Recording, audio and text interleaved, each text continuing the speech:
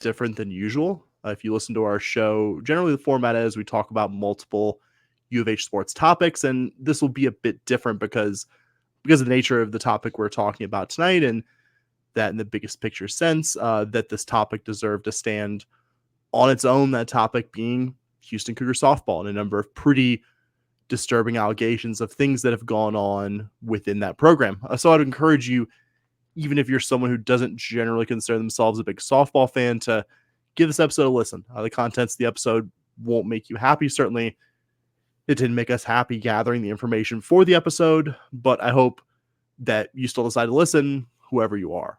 Everything we're choosing to talk about tonight's episode bears repeating, is corroborated by multiple individuals with firsthand knowledge of the U of H softball program. Everything here was done to a very strict standard. We even got the advice of legal counsel in advance of recording this specific episode. But above all else, I think the reason we're on here tonight, the reason why all of us haven't probably slept that great in the days leading up to recording this podcast, is because this is a tough story to tell, tough subject matter to talk about, but it absolutely needs to be told. And I'm comfortable here saying that for all three of us in the show. So Dustin, Bobby, if you're okay with it, I think we should just skip our usual friendly formalities and get to the topic of hand if you're both okay with that. Yeah, let's do it, bud. So I think I'll start this off here, give some very basic background to the story, all stuff that's in the public domain, but if you don't follow this program super closely, I think here's a very, very quick summary. Kristin Vesely has been the head coach of Houston Cougar Softball since the 2017 season. Previously, Vesely was an assistant coach on the staff of Kyle Hollis, UH's first ever coach. UH went to the NCAA postseason in 2018 and returned in 2019. In this most recent season, this past spring, U of H had a 25-30 overall record and went 4-23 in Big 12 play. I would say it's all the basic program facts between the lines. Is that correct, guys? Yeah. Yep. So Dustin, I think, why don't you get us started with the most serious allegations towards this program? Kind of let's go from there. Yeah. I mean, I just want to say up front is, I've said out loud multiple times during the 9+ years we've done this podcast, we don't pretend to be journalists. And what I mean by that is this isn't any of our jobs. I don't know about y'all. I've never watched a sporting event from press row or the press box. I buy my tickets and I scream my lungs out for the Cougars. And then I come back here and I talk to y'all and I talk to our listeners, fan to fan. Been always happy to leave the journalism piece to Joseph Duarte, who does a fantastic job. Our friend Ryan at GoCougs.com does excellent work. We've never really felt the need to cultivate sources or try to break news, but we do keep our eyes and our ears open. And sometimes people tell us things, and usually it's something like Houston is looking at this guy in the portal, with the understanding that we're going to keep that to ourselves. But kind of like Sam's been alluding to recently, the things that we were being told are of a much different nature, things that it felt like the only appropriate response to hearing them was to say things like, please tell me more. And are you okay with us repeating this? And can you point me towards anyone else who can back up your story? And that is basically what led us to this episode, which is the culmination of extensive conversations that we've had with 6 University of Houston softball team sources. The 6 sources are a combination of players and team personnel. They include individuals who reached out to us, as well as individuals whom we reached out to of our own accord. The one thing that I would say that they all have in common is that every single one of them was extremely concerned about maintaining their anonymity. And the reason that we heard again and again explaining why they were so concerned was because they alleged that in the past, when individuals brought concerns about Coach Vesely to U of H administration, not only did administration not act, but that their anonymity was not kept, and Coach Vesely found out right away and retaliated against them for that. So for that reason, we decided it was extremely reasonable to grant anonymity to the sources who were willing to speak to us. And I will say we spoke to everybody individually so as to avoid groupthink. And as Sam said, we are only going to mention allegations that were independently put forth to us by multiple sources. So again, once more, before we start, none of us claims any firsthand knowledge of the veracity of the allegations being made, but we are only going to tell you things that between 2 and 6 firsthand team sources relayed to us. So the lead that we can't bury on this one in terms of the allegations is that several sources alleged that a specific player, we'll call her player A, kept a gun in her possession during the 2024 season, and she threatened multiple teammates with said gun over multiple incidents. Furthermore, it is alleged that several players brought their concerns to Coach Vesely, specifically that they did not feel safe around player A and that Coach Vesely did not act on those concerns. Two sources independently and unprompted quoted Coach Vesely as saying that players' safety concerns, quote, didn't matter. As a result of these and other concerns, it is alleged that there was a meeting that included several Cougar softball players, U of H Vice President for Athletics Chris Pesman, and Executive Senior Associate Athletics Director for Student Athlete Development, Dwana Chiser. The meeting occurred on or around May 13th. At the meeting, the players were told that U of H administration had ideas for how to handle the situation and they would be in contact with the players going forward. It's been about three plus weeks now. U of H administration has not reached out to the concerned players and is not responding to their requests for further meetings or updates. Multiple sources expressed what I'd call disappointment, but a lack of surprise at this outcome, and alleged a close personal friendship between Dwana Chiser and Kristin Vesely that helped insulate Vesely from consequences.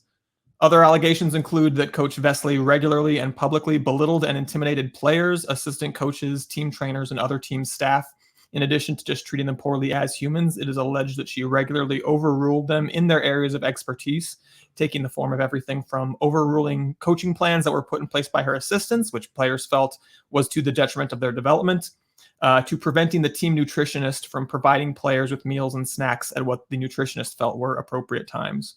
Furthermore, multiple sources allege that Coach Vesely frequently pitted players against each other in a way that made them feel uncomfortable and that they felt was not conducive to a healthy team atmosphere. Sources allege that Vesely encouraged players to fight one another, and also that Vesely on multiple occasions expressed a desire to fight her players herself. We asked U of H Athletics for comment about the gun allegation, about a broader culture of intimidation in the program, and about the meeting between Pesman, Chiser, and softball student athletes, and whether or not the athletics department would be forthcoming in addressing the questions and concerns that were brought to them by these individuals. We received back a statement which reads in full, quote, University of Houston Athletics takes any report of misconduct that threatens the personal rights, safety, or well-being of our student athletes seriously. The university, including the police department, reviewed the matter and did not substantiate the allegations, but will continue to monitor. The safety and welfare of our students will always remain our highest priority. End quote. So that is kind of laying everything out there. Bob, you haven't really spoken on this episode yet. You want to get us started and kind of some thoughts about the main allegation and U of H's response to it? Yeah. So, the main allegation being the player A having the gun and intimidating teammates with it is just unacceptable. I just, we first heard it kind of as a reply to a tweet about a transfer out of the program. And when we heard that, we were like, that's kind of crazy. Don't really expect that. And then to what you said, Dustin, we had people reach out to us, sources within the program reach out to us and, kind of say, hey, these things happened. And I think we had a very long discussion, multiple days, talking about how are we going to approach this. That source reached out to us and frankly, we had to cover our bases and go, hey, there's one source that we can believe confirming what we're seeing there, but we need more sources. And so reaching out to those sources and hearing these stories, we kind of just heard the initial ones, some of those, but as we started talking to more and more people within the program, it just became clear that this culture that has been going on in our softball program is just at a point that it's very toxic. And you can tell, just kind of analyzing things from the other side, you see all the transfers coming in and out. You see the turnover in staff, and it just starts to make more and more sense. Are all of them true? If enough people say it, you have to kind of believe it and report on it on our end. But in terms of the actual allegation, it's completely unacceptable for a player to be traveling with a handgun and threatening their teammates with it.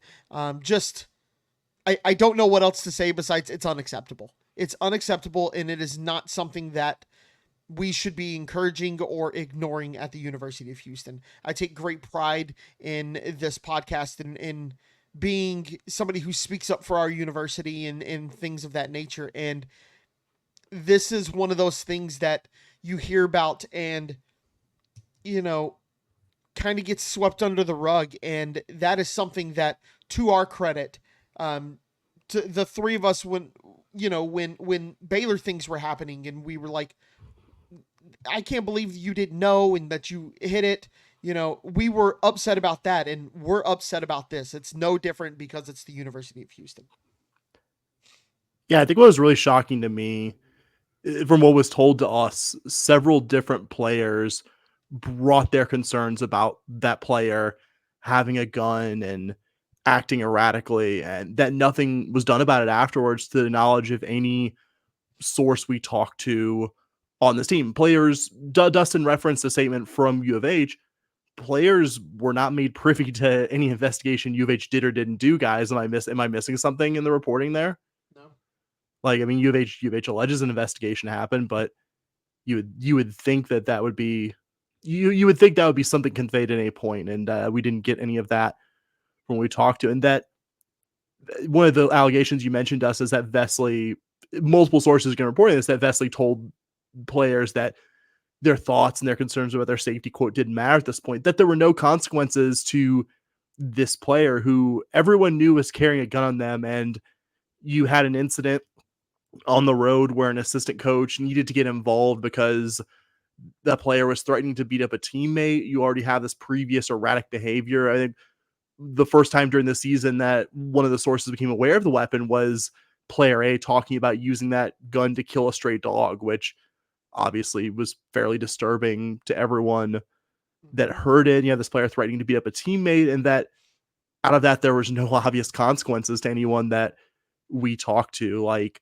a benching or a suspension or anything, or kicking them like that, or taking them off, or kicking off the team, which I think would be perfectly reasonable. And again, like, this is,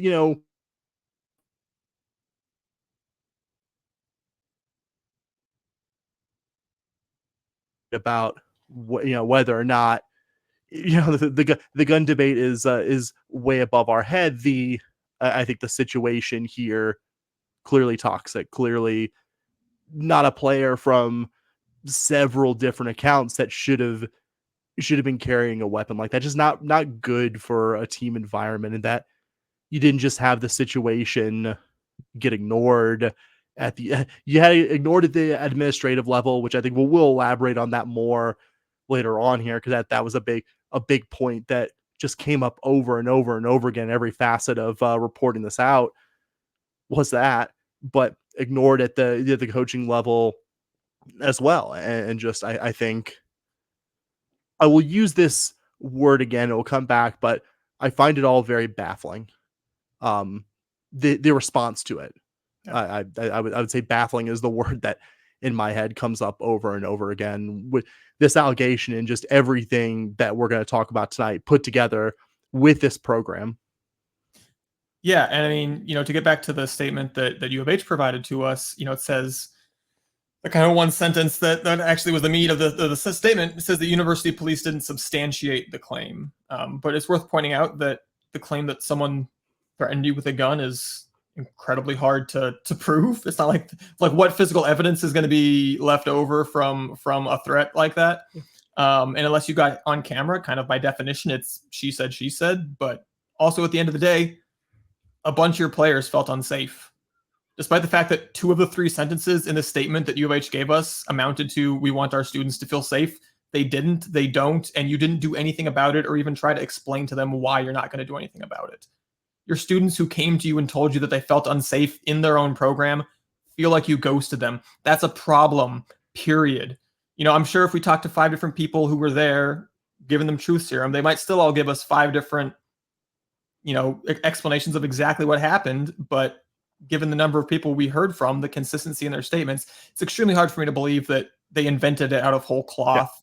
Yeah. I would bet every dollar in my account, every asset to my name, that again, details different from person to person based on perspective, that this is not being made up out of whole cloth. This absolutely happened. I feel as confident saying that in this microphone as anything I've done here. Sorry, Dustin, cut you off. Yeah, no, for sure. But like I said, your students having that experience, regardless of the details of the situation, that's a problem. It's an even bigger problem when you consider how much courage it took for them to go to that meeting with U of H leadership, given that maybe the number one most common thing we heard right away from everyone we spoke with, 100%. Your students don't feel safe coming to U of H administration with concerns about the softball program because of a culture where whistleblowers are ignored and retaliated against. That's wildly unacceptable. And it speaks to the notion that this wasn't the first time that softball players had concerns about Coach Vesely that they felt compelled to report in a manner that they hoped would be anonymous. If this was the first incident that had come up, no one would know what happens when you anonymously report a problem with the softball administration, because no one would have known. It would have never, they would have no track record to base it on. Everyone associated with this program that spoke to us, like I said, extremely, extremely hesitant to do so, and only after repeated assurances that we were going to maintain their anonymity, because they had explicitly been burned before on bringing up allegations like this, having nothing happen, and then having their anonymity not maintained, which is just atrocious. It's an unacceptable state for the, we've talked a lot about this year about the wins and losses. It doesn't matter if you're winning games left and right or if you're losing games left and right. This is just not an acceptable condition for your program to be in, where coaches, players, trainers, everyone down the line feels intimidated and bullied, and they don't feel like they can speak up for fear of retaliation. Yeah, and there's a fine line between coaching and crossing a line into abuse and crossing a line into really doing harm, right? There's a fine line between that, and I get that sometimes. But as to y'all's point, every source we talked to seemed like that a line had been crossed, at least with them. And it's been multiple people, multiple sources that we've talked to about this. And, we talk about the meeting that happened, and to your point, Dustin, it takes a lot of courage when you've already reported something once, and nothing happened, to then accept a meeting and go in and do that as well. And for them to just kind of be ignored, really speaks volumes about the level of what's the word I'm looking for here? The level of responsibility that falls on the administration in this. Yeah, I was gonna say, like Dustin said, I don't know if any allocation here was supported by more different sources than the fact that no matter where DeWan Chiser is on the U of H org chart or job titles or what have you, that there's no real meaningful administrative oversight happening of the Houston Cougar softball program, or any oversight when it comes to things like this, where some party involved is not satisfied with the resolution of some problem. That's the most, I think, generic HR way of kind of describing something like this. And obviously that takes many forms. Like, not everything we're talking about tonight is the exact same kind of problem, but it all has this one through line of nobody at U of H with any power to have any kind of oversight over the softball program, over Kristin Vesely, is actually exercising that power. And, again, like, I want to say, like, the job as an administrator isn't to be a rubber stamp on the opposite side of the coin of any allegation against a coach. Like, at the same time, though, it's so obvious here that there isn't even the appearance of somebody in the position of holding this head coach accountable who is actually willing to do so. And just, describe to multiple different sources in reporting this out that Chiser's closeness with Vesely made even the act of reaching out about a program problem not just discouraged in the most, I think, explicit and implicit terms. That the reason Vesely has this unchecked power over the program, feels emboldened to act this way, is because it's friendship. It is exhibit A of why in a professional setting like this that you don't have that kind of this closeness, because at the end of the day you need this administrator to hold the program accountable. Like, I'm not trying to give Chris Pesman a pass here. I don't think anything about what we do tonight will be giving him a pass, but you could still say, okay, the athletic director can't be laser focused on all athletic programs. It's not the nature of the job. That's not also giving Chris Pesman a pass for, I think, some pretty unacceptable oversight, just lack of following up on stuff. But it is the job of him to be the CEO, quote unquote, of athletics. You rely in the situation, for a check on the program head coach to be this senior admin. And I think we said it a few different ways now. It's just so clear that is not happening here, and that certainly did not happen in the recent history of this program. Yeah, and I do want to point out, while we're talking about the main, gun threatening allegation, I think anytime there's an allegation of any athlete doing anything legally dubious, there will always be those wanting to make the standard for judging them in the public sphere. Unless they're convicted of something in a court of law, there shouldn't be any consequences for them whatsoever. Kind of seems to be the implied standard that U of H is using based on the statement we got, that they gave to us. But of course, that can't be the standard. You see all the time, especially in college, student athletes quietly dismissed from teams or dismissed with a comment of, violation of team rules. And again, it doesn't take feeling what happened is that player A broke the law and should have gone to jail. It doesn't take that to say that, hey, this person is making a substantial number of their teammates feel substantially uncomfortable for their well-being. You violated team rules at that point.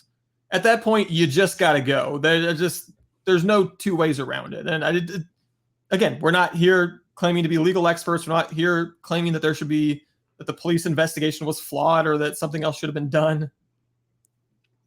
Like I said, you can just transparently look at the atmosphere that has been created around this program, specifically as a result of the failure to take action on disciplining in any way player A, and go, that's a problem. That's just unacceptable the way that was handled. Just kind of regardless of the details of exactly what went down.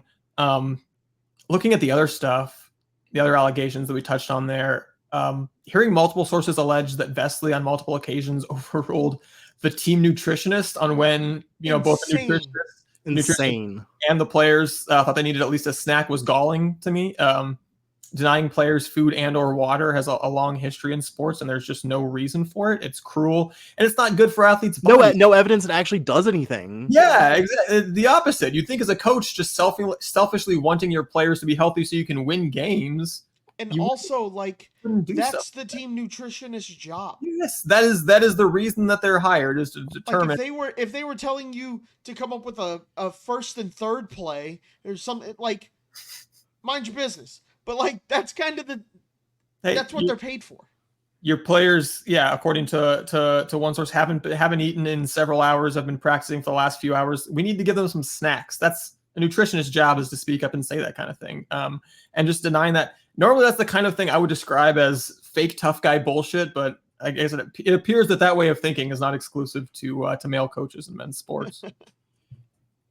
Yeah, I think that was one thing that's conveyed to us by multiple sources. Specifically, one road trip from the most recent season, they traveled, I think, 5-ish hours to A&M Commerce, which is about an hour and a half or so east of Dallas, Bobby, if you want to kind of picture that. I drove through it. It's probably an hour 15, hour 30, something like that. So decent haul, but probably drivable trip, but decent haul. And that the team went straight from fairly lengthy bus trip to the practice field and didn't eat for almost 8 hours or something like that, which is just when the context here is that these are elite athletes. These are all Division I athletes.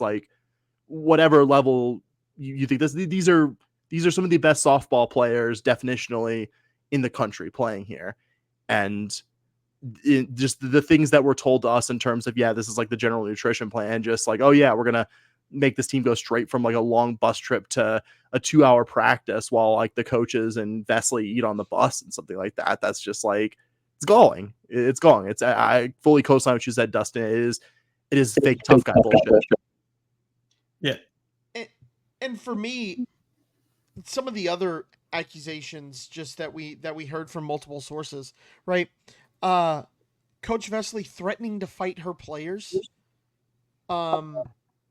That just seems so weird to me, to just want to fight your players. You recruited them, and you see not to compare it to the best program that we have, but I just never see Kelvin Sampson wanting, physically threatening to fight a player. The most generous reading is it's like a joke that didn't land, but if like you're doing it over and over again, yeah. And Again, clearly it's like your fake players tough guy don't like bullshit. it. Yeah, it's like they're not responding to this. Yeah, even the one player who described that happening and said, "I think she was joking," said, "But why is she joking like this? Like that's not an appropriate joke to make." Yeah, and then encouraging your players to fight each other, like it just. Look, I'm not a D1 head coach of any sport, but a lot of times when you see successful teams, they talk about the team bonding and, we took this one trip and we became brothers and sisters on this trip and we decided we were going to stick together. Is that really fostering that kind of attitude among the team? Like, you can talk about, we talk about the gun allocations, we talk about the meeting and the fact that, but like none of this stuff was doing good for their performance. It didn't lead, not that it would be okay if it led to wins, but like there are things that you don't see successful teams do. Yeah. You see successful teams come together as one, right? We're a team, we stick together through and through. We're not fighting each other. We're not swinging at each other. The leader of our team isn't wanting to physically fight me. It's unacceptable. Yeah, you're kind of just counterintuitive to what it even seems like you would want, the type of community you would want to foster on your Division I softball program. Yeah, sorry for jumping over that. I was just going to say, no, you're good. You're basically kind of saying the next bullet point I had, which is just, you always hear a description of how the great coaches in any given sport are masters of getting their players to work together and pull together as one unit. We heard over and over again sources describing Coach Vesely's actions as being divisive, as having a negative impact on team morale, as having a negative impact on team performance.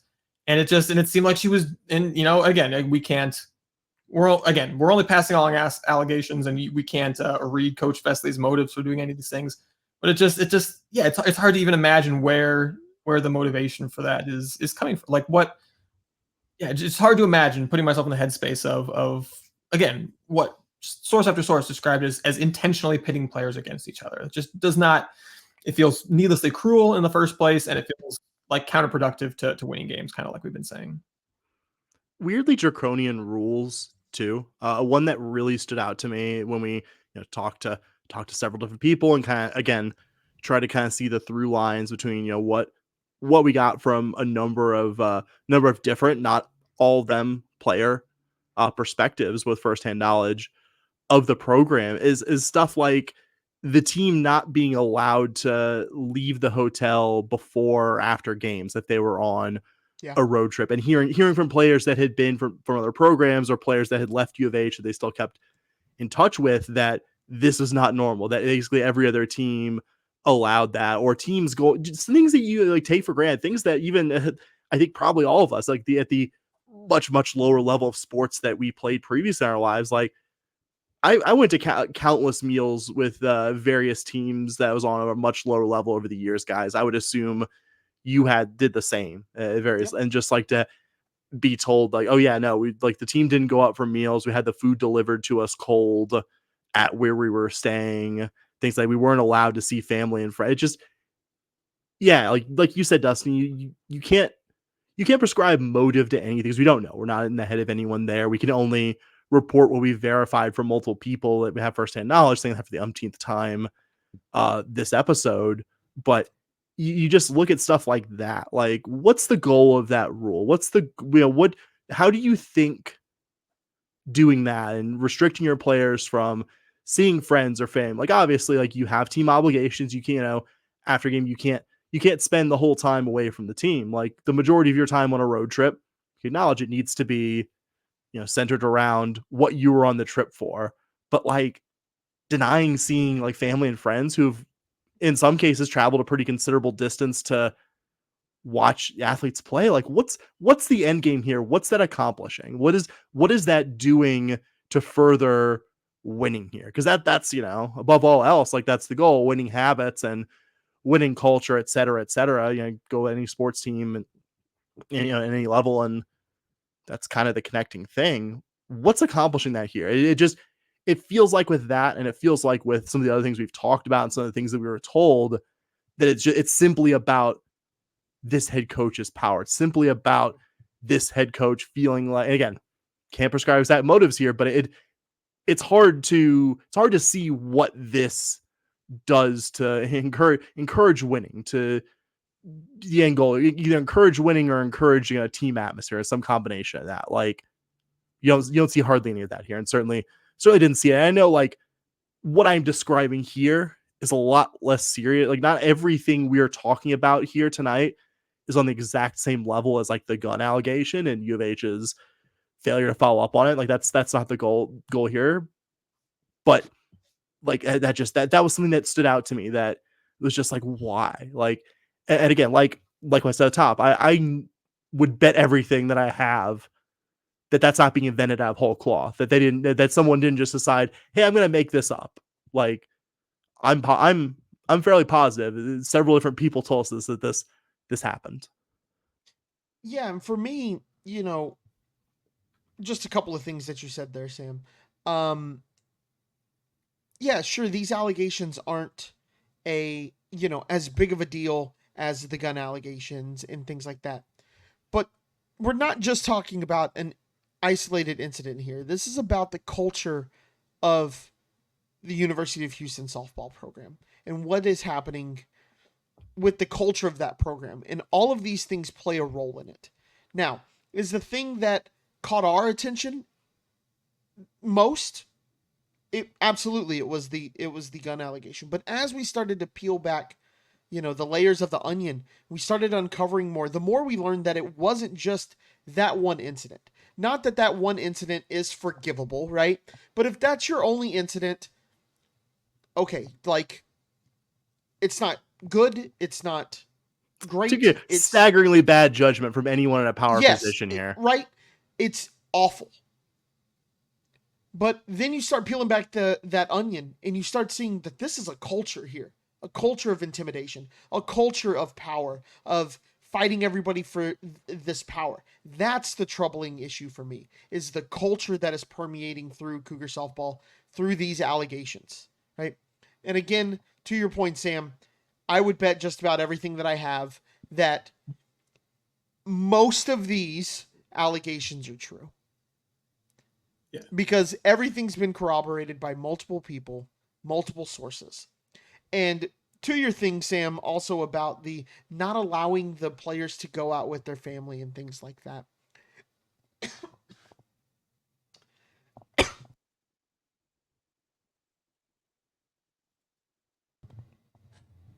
Sorry about that.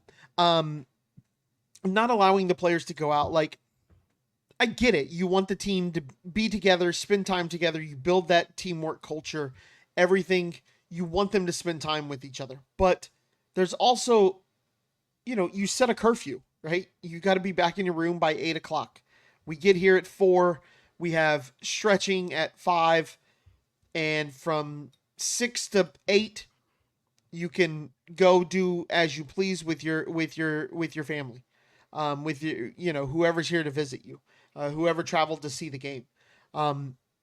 It didn't appear that these sources were telling us that the players were asking to go out to the bar or the club or something like that and sit there and get a couple of drinks and unwind. It was definitely, I was trying to go to, the sources were saying players were asking to go to dinner with their parents or their families or friends who traveled to see them. And I can understand wanting your players to be in and not staying out late and going out causing trouble and things like that. But there's also a fine line between that and delivering them cold food into their hotel rooms.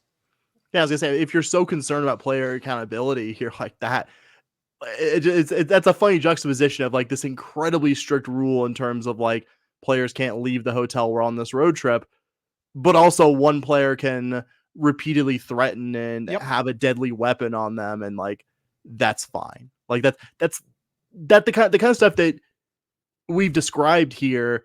It's almost like a case study in like what not to do in terms of zoom out from even sports, just like bad organizational culture, period, whether that's a sports team, whether that's it's a workplace, whatever. It just, everything screams what not to do in terms of building a cohesive culture. Like it is hard to have a team sport where you make everyone happy.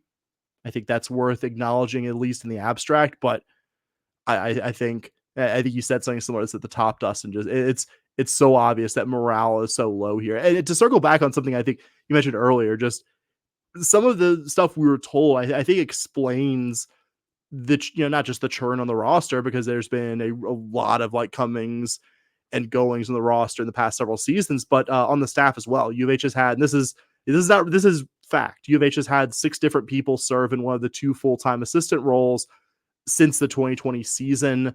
Like you said, we were earlier, Dustin, we were told by one source that Vesely would regularly change the practice plans that assistant coaches would create for hitters and pitchers, even overruling the pitching coach calling specific pitches during the game. The larger culture of assistants being scared to act without head coach approval of even incredibly minor things, which, more sports specific, again, just screams to bad culture, whether that's, culture on your staff, culture among the players buying into the staff, all that stuff. Yeah. And in terms of, the believability of the allegations, everyone listening to this, watching this, whatever the case may be, is going to have to make that determination for themselves about how believable they find the allegations to be. I can understand for some people, you can say, hey, I'm hearing these allegations from 3 individuals who have zero firsthand knowledge of it, and that, changes how I find the believability. That's understandable. I hope you also understand what we said about why the individuals who spoke with us were not comfortable going public or putting their name on it. But in terms of, the things that just, you hear it and that just made it believable for me, kind of like you said, it's if it was one incident from 1 or 2 people, or, one person who was like, hey, he talked to my 2 friends and they confirmed it, but then we couldn't find anybody else, that might make it a little less believable. That's not the case. It was, we were independently able to go to other people who confirmed the allegations. Some people might be like, oh, this sounds like, players who weren't getting any playing time who are bitter. That's not the case. I can assure you that's not what we're talking about here. The fact that, again, incidents like this, like the gun allegation, don't happen, I don't think, very often in good, well-run, well-managed programs. So hearing all of the other stories around it, which we started hearing about the gun allegations within the past week. Not the first time we've had people come to us unprompted and just make allegations about kind of mistreatment and mismanagement of players about Kristin Vesely. Like this was one of those things that happened like drip by drip and then all at once. It's not like it came completely out of left field. Yeah, I think it was drip, and then we finally got wet enough that we said, hey, we should probably figure out what this drip is all about. Yeah. And then, like Sam said, it's, again, circumstantial evidence doesn't prove anything, but the mass exodus of players this offseason, the absolute frequent churn of assistant coaches, I think kind of indicates that there's something going on there behind the scenes. And, this, what we've heard, explains a lot. Doesn't make it true, but it does. It's just, there's a lot of little things around the allegation that I think led us to giving it more credence. And that's why, because, I think if we weren't, again, we don't know, but if we weren't at the point where we were all pretty certain, we were all pretty ready to bet large sums of money that these things are on the whole are fairly true, and we wouldn't have come and done this podcast. We would have said, hey, I'm sorry, we're not gonna go out and publicly upset a lot of people who we do not want to be upset with us. This was not a fun. We talked about this for days. Yeah, we talked about this more than I think any episode we've done in a long time in terms of what we're going to say, how we're going to say it, how do we approach this. Yeah, by a wide margin. This was. Heck, we fought with each other. I mean, we were all approaching this in different mindsets, in different ways, and in different things we wanted to do. So like, this wasn't an easy conversation for us to have. Like we didn't all 3 go, hey guys, that was great, let's go. It wasn't that at all. It was definitely something that we have poured lots of conversations and time into. Sorry, Dustin, go ahead. I was going to say, I mean, other than maybe like the first couple episodes we ever did when I was still a little nervous, I've never felt nervous going into a podcast episode before. And I like, my palms are a little bit sweaty. Like I did not want to have to do this episode. I do not want to be doing this freaking episode with you guys. But just given what we heard, it felt like we had no choice but to pass along, what we've been told. So that's where we're at. And just kind of my last bullet point, my last thought is just a big thank you to everyone who spoke with us. I know it was a tough decision for a lot of people. A lot of them did not want to do it, but kind of were in the same situation as us where they felt like they kind of had to, even though this might not be in my best interests, but I kind of feel like I have to do this to say something. So thank you to everybody who did speak with us. That we really don't take for granted that you were willing to do that you were willing to trust us with your anonymity in this situation. We're willing to trust our discretion. So thank you. We hope we've kind of done your story justice in terms of telling the story that you wanted to tell of your experiences within the U of H softball program. So that's where we're at. That's what I got. And man, looking forward to hopefully going back to just talking about some publicly available knowledge as it pertains to Cougar sports in the future. Really, I was going to say, guys, I have just two kind of final thoughts, if you'll allow me on this. Go at it, buddy. So my first one is trying to put myself in the perspective of a parent, sibling, or even friend or significant other of the various different people that we talk to for this, and feeling a lot of anger at players being put in potentially dangerous situations, that the various people whose jobs involve keeping those players from being in a dangerous situation didn't just passively ignore or insulate themselves from the problem, but in a lot of cases actively doing nothing about it, or even allowing for retaliation in the face of some extremely serious things being alleged here. I mean, just imagine, guys, being a parent of one of the numerous players on this roster, sending your child, maybe your only child, to play for this program, and in doing that, explicitly placing your trust in a number of different people, including the head coach, including members of UH's athletic administration, and having those parties not only shirk their responsibility, but in some cases actively work against those who've expressed,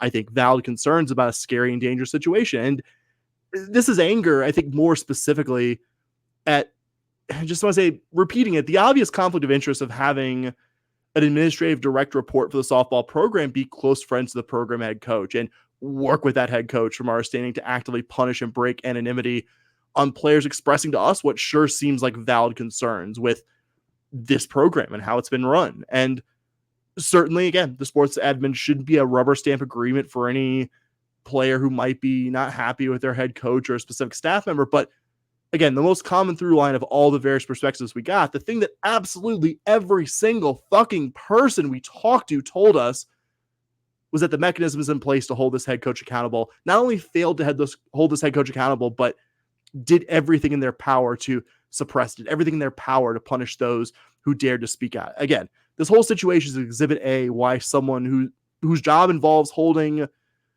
some kind of leadership position person, whether that's a sport head coach or a department head at a company, to hold that person accountable should not have that close conflict of interest kind of relationship. That Chris Pesman allowed this arrangement to be basically an open secret for years, I'll just be kind to him and say does not reflect well on his leadership of the athletic department, does not reflect well on his character as a person. And my other general feeling, and I said this earlier, I kind of hinted at it, it's bafflement.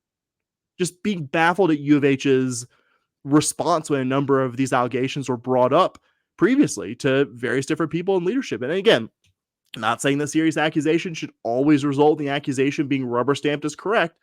Someone being accused of something has a right to defend themselves, but there's not any real evidence here that U of H has done any kind of serious investigation, no matter what they say in their statement. Simply investigating anything, it's not an acknowledgement of any accused party's guilt or innocence. And I just don't see much evidence that U of H has even done that much. I mean, put it this way. After the fact that UH acknowledges this story to the extent of saying that there was an internal investigation, they tell that to us. I think that's news to any of the different sources we talked to. We didn't get any kind of impression that they were aware of U of H having currently investigated this or investigated in the past. And what was U of H's hope here? That's the baffling part for me. That all the events would magically go away if they were ignored for long enough? Like, I think the most charitable interpretation here is that the actions or inactions here show a huge amount of naivete. And I think this whole situation shows somewhat of a level of institutional arrogance that none of the parties in a leadership role here believe they have any kind of accountability to anyone, whether that's U of H softball players and staff, the people who care about those players and staff, the UH fan base at large, and I guess accountability to the University of Houston. It's not pleasant. And chances are, if you're like us listening to this, you have some kind of inherent bias towards the University of Houston and you want to see its athletic teams do well. All three of us here are U of H alums and fit that description of wanting to see the athletic teams do well. So go back to kind of what I said at the beginning, that the one thing we got from talking to a number of different sources for this was that a lot of them still had positive feelings towards U of H institutionally. Yep. And wanted this program not to be held back by the people currently in leadership, both at the head coaching and administrative level, who I think it's pretty clear don't have the best interests of the student athletes of this program at heart. So none of us can predict the future. I don't know what's going to become of this tomorrow or next week or next month, but I know I speak for myself and you two when I say that we couldn't have lived with ourselves if we had chosen to ignore the story. When we hope whoever you are, regular listener to the show or someone who just tuned in for this one, that you listen to all of what we talked about in this episode with an open mind. Sorry, I'll get off my soapbox. Look, there are very few things that I love more than this university, if any. And I say this to people in my life. I don't need you to be perfect. I need you to be better. I need U of H to be better. After hearing these allegations, we have to get better. To Sam's point, we talk about, look, the three of us, we're not big dollar donors, right? We don't give a lot of money to the university. We don't have that kind of influence. But we do have these microphones. We do have the trust of you listeners. We have that. And all we can do is share with you guys so that we together can make this university better. It's not about us. It's not about Coach Vess. It's not about Pesman. It's not about anything else. It's about making our university better and what that looks like. We have to be better, because if we're not, then we're no better than everything we've made fun of at Baylor. No better than anything that we've talked about with any other institutions, where we talk about them and say it is a complete failure and that how did they not know? All we can do is share our experience in what all we can do is share what we've heard. This is our donation to the university. Getting people excited about all the sports that this university offers. So while we don't do it with a lot of money, we get a lot of people interested in talking about the Cougs. This is our donation, and this is us saying, be better, University of Houston. We need you to be better. I think that's a perfect place to end it.